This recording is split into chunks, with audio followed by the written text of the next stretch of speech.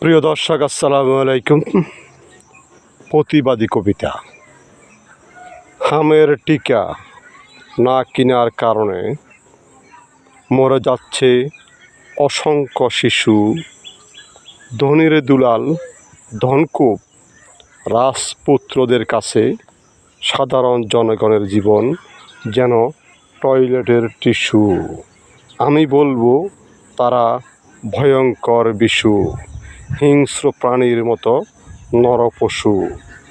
এতগুলো শিশু হত্যার জন্য যারা হলো দায়ী, আমি তাদের ফাঁসি চাই। মরা মানুষের জন্য তোদের মায়া কান্না, আগামী প্রজন্মর শিশুরা হয়ে যাচ্ছে শেষ। তোদের হাতে কখনো নিরাপদ নয় আমাদের এই বাংলাদেশ।